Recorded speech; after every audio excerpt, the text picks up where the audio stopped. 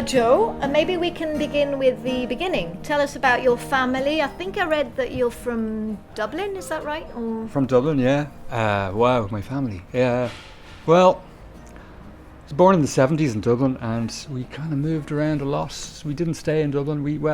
I spent my first 8 years in Dublin, and then we moved around. I think we moved house 7 or 8 times in a few years. And landed in, that's my dad's job, just followed my dad around. Very Catholic family. Very Catholic family. Well, I was very devout when I was a kid, yeah. So I suppose, I must have learned that from my family, yeah. Everybody was. And are you still devout? I'm an atheist now. Okay. Yeah, devout atheist. But a lot of your songs refer to the Bible, and there's some of the songs you sang, I heard Jesus, Judas, there's a lot about sin. Yeah. Shame, well, my last record, the Easter Vigil, was came about really when there was a lot of stuff coming out in Ireland about clerical abuse and stuff like that. And that was kind of a lot of my generation really sort of suffered terribly at the hands of the church. And there's still stuff coming out now, but so that record, I not consciously, but a lot of songs started coming out that were obviously responding to that. And I really wanted to write a record that was sort of about my awakening, as in my loss of faith, or as I would say, my gaining of reason.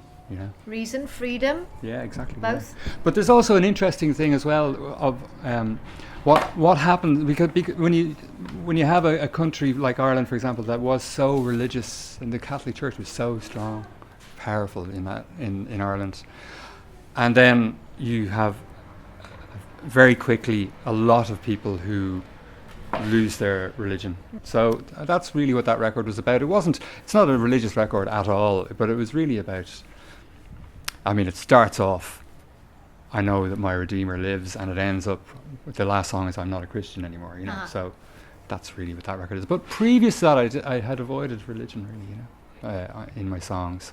And now I feel like I don't feel like avoiding that anymore. Okay, it's so part. That's real freedom then. Yeah, exactly. It's part. Okay. It's part of who I am, and so these new songs, they're not about religion at all. Mm-hmm. They're from an album that's going to be called Jupiter's Wife, that's going to come out next year. Well, it's really about a few things. It's called Jupiter's Wife, and for example, this first song that I did there was Staying Together for the Children, and that was kind of about growing up in Ireland in the 1980s. Mm-hmm. In the 1980s in Dublin, French people won't know this, but divorce was illegal in Ireland until 1995. And so growing up in Ireland in the 80s, you'd often hear this phrase, and so I always have a notebook on the go, and I had to write some songs pretty fast, and I kind of went to my notebook, and this phrase that I had that had sort of echoed down through the sands of time into my mind, that is this phrase that you would have heard a lot in the 1980s, was that such and such a couple are staying together for the children, and that basically they're separated but living in the same house but can't get divorced. And that was what happened to my parents. My parents were basically separated for a long time, and when divorce was legalized, it was like a stampede of people. What, in 95? In 95, can I go and divorce me? And so that was a phrase that came back to me, and that's kind of maybe sets a tone for the record. It's the first song on the album. So. Okay. Yeah. And so when did you start writing songs? Were you like a little kid? Well, I suppose when I was a teenager. Mm-hmm. Yeah, I was really into music as a teenager, but not so much into writing songs. I was into traditional Irish music and playing the guitar. That's all I ever did, really, was play the guitar. My dad had a guitar, yeah, and just when I was 12. It's rather usual. That's how you imagine Irish pubs. Everybody comes around and they all have an instrument and they start singing. And is that how it really happens, or is it just?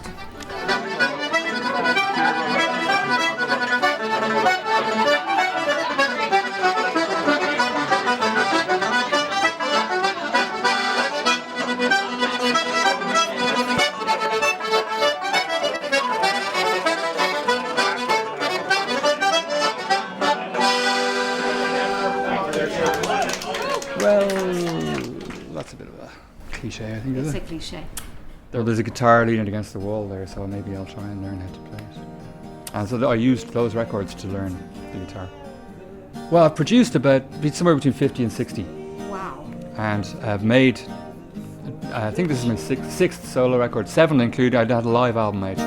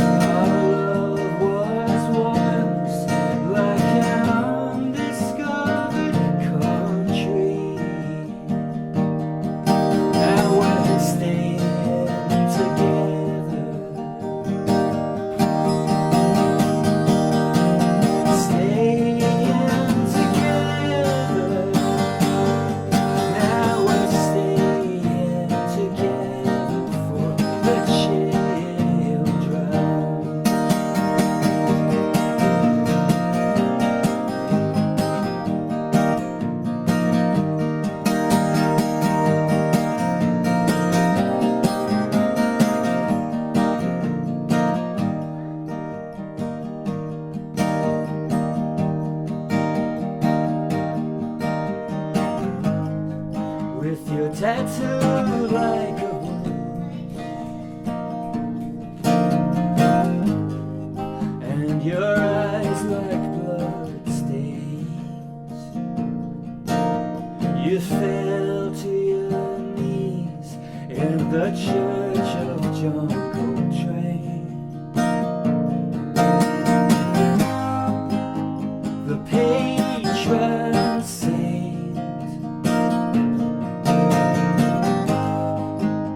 of raising hell, and of the ruthless universe in every blood cell.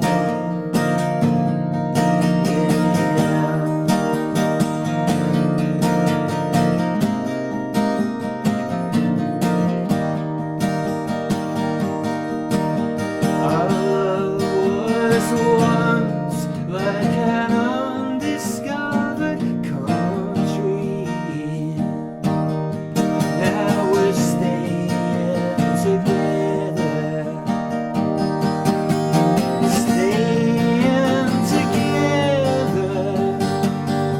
Now we're staying together for the children. Staying together for the children.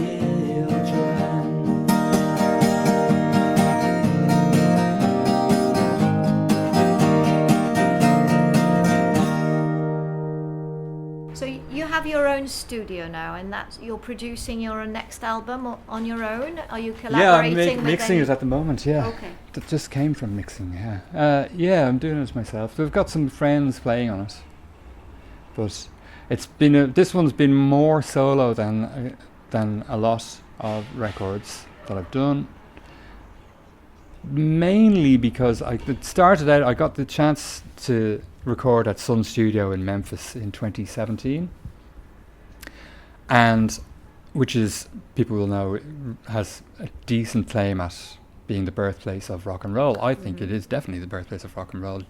Jackie Brenston's Rocket 88, which many people say is the very first rock and roll record, was recorded at Sun Studio. And then, of course, then you had the floodgates opened. Elvis Presley and Johnny Cash and The Killer and all these people recorded at Sun. And I got the opportunity to record there on all the equipment that was used in the 1950s that is usually kept behind glass cases. It's a museum now, really, you know.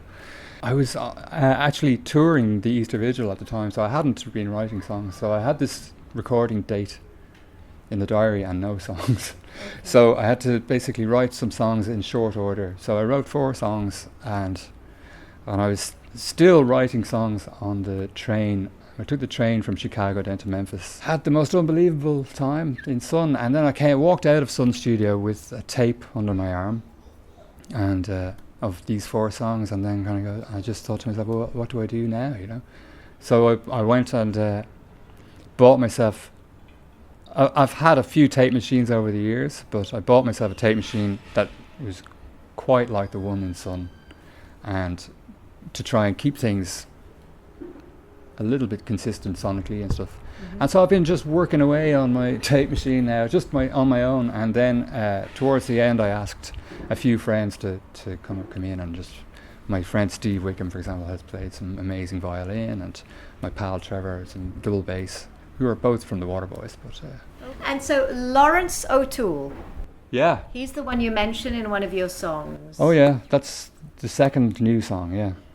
And so who was he? He's the patron saint of Dublin. Mm-hmm.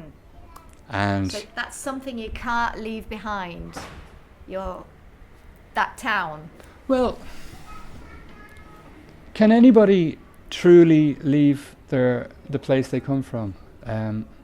It's just a great story, actually, that I couldn't not write that song, because basically Lawrence O'Toole, the patron saint of Dublin, who's such a big deal that they kept his heart in a gold box in the cathedral in Dublin City, and this gold box with Lawrence O'Toole's heart in it was stolen by a gang of thieves. I think I have to be a little bit careful of what I say, but I think a fairly well-known criminal gang in Dublin stole this, the heart of the patron saint of Dublin, which is, you would think, actually, I'd say a few years ago it would have been a national scandal.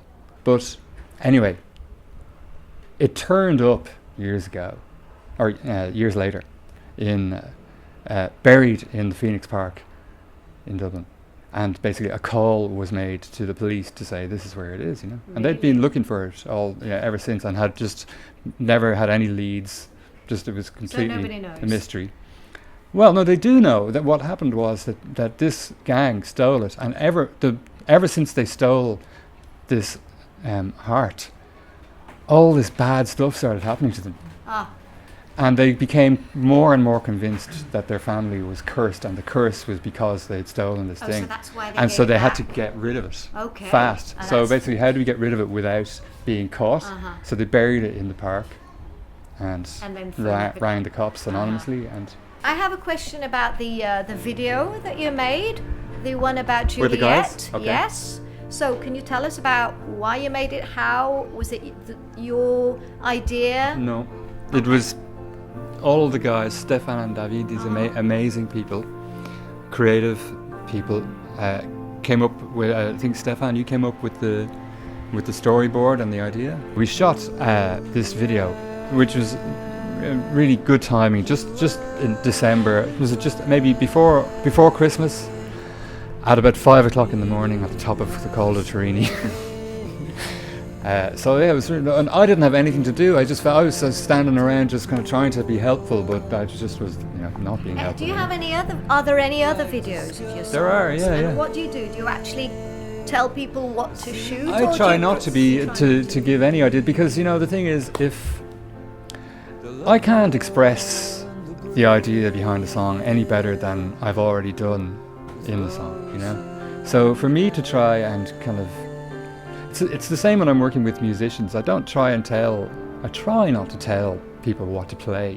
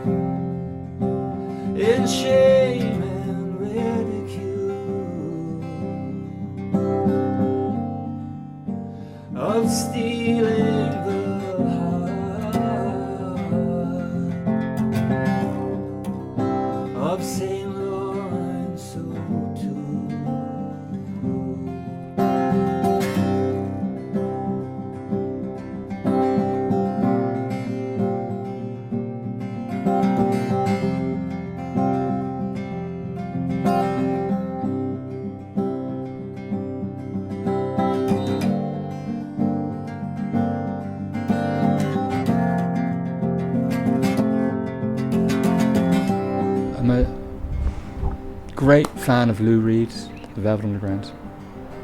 Probably my favourite band is the Velvet Underground. But I've always fallen between stools a bit. Like even when I was in bands starting out, I was into traditional music, but I was also into the Sex Pistols. Really loved Bob Dylan. There's something happening in Dublin right now that's... Seems to be, yeah. But then again, I would have to say that I went down like a rabbit hole on the Fontaines DC when I discovered them, and just spent a whole morning listening to everything they've done, and I felt listening to them like I haven't felt for a long time about any new band. Is it because you feel connected? They do speak a lot about life in Ireland. No, it's not to do with that. It's the attitude. It's like hearing a band that know who Mark E. Smith is, for example. You know, whereas for the last 15 years, I think it's been a lot of phony music. You know, yeah, it was really meaningful to me, and I know to a lot of other people that there is a resurgence of that kind of music, but I wouldn't get carried away. There's still a lot of shite as well, you know. So, okay. Yeah. But so when did you leave Ireland? I don't really know. 5 years ago. Okay, so it's very recent. Yeah. Okay. Yeah. So the reason we left was because we couldn't afford to live there anymore. I'm not the first person to have left Ireland, and I won't be the last, you know. And but in terms of going back, like the Ireland that I know and love it doesn't exist anymore. It's gone, you know. And whether it's gone forever, I don't know. I hope it's not. My Bloody Valentine, I have to ask. 2008, opening in Canada and the States, right? How many gigs with My Bloody Valentine then? I don't remember, but there was a weird old one because it was me and my friend Gemma Hayes. Yep. And we were performing as a duo, opening for the first shows that My Bloody Valentine did since 1991. That's right. So earplugs, I guess. You have to with My Bloody Valentine. No, sacrilege. But no, but you had all these people who had been waiting. All these people who've been waiting 26 years to see My Bloody Valentine, and they're like baying for blood down the front, and then they have to sit through a duo from Ireland. So we were wolves or lambs to the slaughter, you know. It was really hard. I bet it was. But we got to hang out. Like Kevin had been coming down to see us playing when in London a lot, and we got to know him a good bit. And then when they announced their reunion, they started coming down to see us after rehearsals and stuff. So I got to because I was a massive fan. Like Kevin Shields was my hero. You know? What a great experience, though. So they would come down, and like I'd be talking to Belinda Butcher and Deb Cooge and stuff, and Kevin about what they did that day in rehearsals and stuff, and what kind of gear they're using. You know, because for me, I was an evangelist of My Bloody Valentine in Ireland in the 1990s because nobody knew who they were. You know, so that was good, and then everything exploded, and we got to go. It was a little bit like buzzing around backstage all the time, and it was just really bizarre. You kind of see like, oh, there's Patti Smith, you know, and there's Jay Mascis walking down. So I ended up spending. I got into trouble with the band at one gig because I overslept. We were doing a show in New York, and we had a TV thing to do, and they were banging my door down at 8 o'clock in the morning. But I had just, like, I'd say 45 minutes previously, I had left a hotel room where Jay Mascis and Kevin Shields and Patti Smith were passing joints around, and I was kind of going, look, I can't go to bed. No, you can't. You can't miss that. You can't miss that. I got into trouble for that, but they forgave me. Great experience. They never forgave me for that. Okay. So what do you wish for today then? What do I wish for? I don't know. All I really want is to keep going. You know, that's all I want. Write the next song, make the next records. That's all. Yeah. Keep going. Good plan. Yeah. Great. Thanks a lot. Thank you. Thank you very much, Joe. Thanks, Stefan. Thanks, David. Oh. It was a pleasure. It was a pleasure.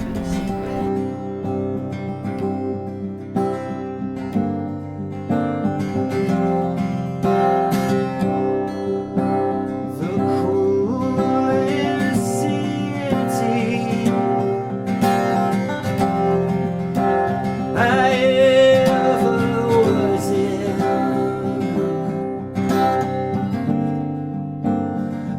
hates the sinner,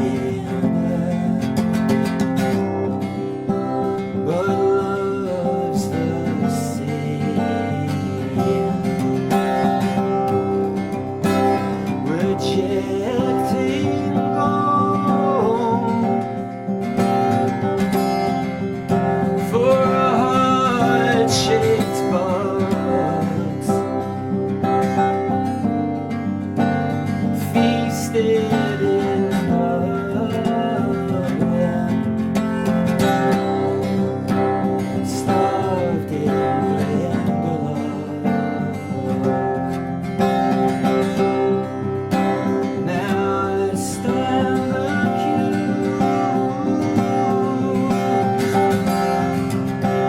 in shame and ridicule of stealing the heart of St. Lawrence for